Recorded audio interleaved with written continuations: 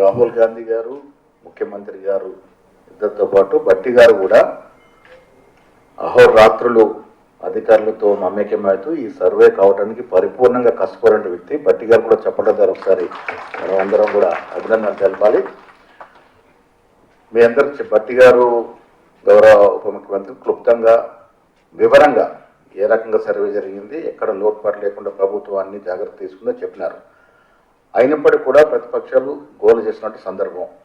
ప్రభుత్వం కానీ ముఖ్యమంత్రి కానీ ఎక్కడ బేస్ చేయకపోకుండా ఎక్కడ ఏ అవసరం ఉన్న బీసీల కోసం కాంప్రమైజ్ లేకుండా అన్ని చర్యలు తీసుకున్నట్టు సందర్భం. అందుకే సజావుగా ఇందాక పెద్దలు బట్టిగా చెప్పినట్టుగా చాలా రాష్ట్రాల్లో సర్వేలు జరిగి కూడా రకరకాల కారణాల వల్ల పెట్టలేకపోయారు.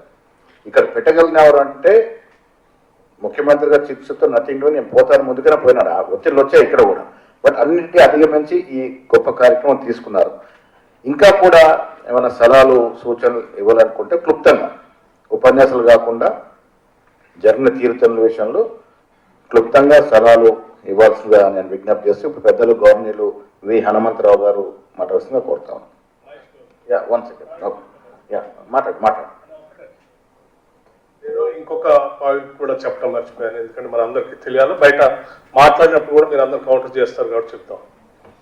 చాలా మంది మనం చూపించిన ఈ లెక్కలో ఈ లెక్క సరిగా లేదు, ఆ లెక్క సరిగా ఉంది, ఈ లెక్క సరిగా ఉంది, ఇది కరెక్ట్ అని చెప్తా ఉన్నాం. మీరు అందరికీ స్పష్టంగా చెప్పాల్సింది ఒకటే, ఈ దేశంలో ఇంతవరకు ఎక్కడా సైంటిఫిక్ సర్వే చేసి ఇది లెక్క అని చెప్పినటువంటి అధికారికమైన లెక్క లేదు. అధికారికమైన లెక్కే లేనప్పుడు మీరు దేంతో పోల్చడానికి కూడా లేదు. పోల్చే లెక్క ఏంటంటే వాళ్ళు 2011 సెన్సెస్ చెప్తాం. 2011 సెన్సెస్లో కేవలం ఎస్సీ ఎస్టీల జనాభా, మైనార్టీల జనాభా ఉంటుంది, లేకపోతే మొత్తం పాపులేషన్ లెక్క ఉంటుంది తప్ప బీసీలకు సంబంధించిన సమాచారం ఆ సెన్సెస్లో ఉండదు అధికారికంగా చేసే దాంట్లో. సో బీసీలకు సంబంధించిన సమాచారం కానీ మిగతా సమాచారం కానీ మొట్టమొదటిసారి చేసి చూపించింది ఇది ఒక్కటే.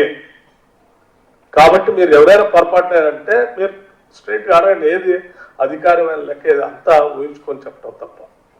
రెండు, మళ్ళీ అప్పుడు సమగ్ర కుటుంబ సర్వే అనేది చెప్తా ఉన్నాను, నేను అది కూడా చెప్తా ఉన్నాను. అది కూడా అధికారికంగా ఎక్కడా ఇంతవరకు ప్రకటించలేదు. అటు శాసనసభలో కానీ క్యాబినెట్లో కానీ అధికారికంగా ఎక్కడ ప్రకటించలేదు. సో ప్రకటించినటువంటి ఆ సర్వే కూడా అధికారికమైనటువంటి సర్వే కానే కాదు, దాన్ని బెంచ్ మార్క్ కూడా తీసుకోలేదు.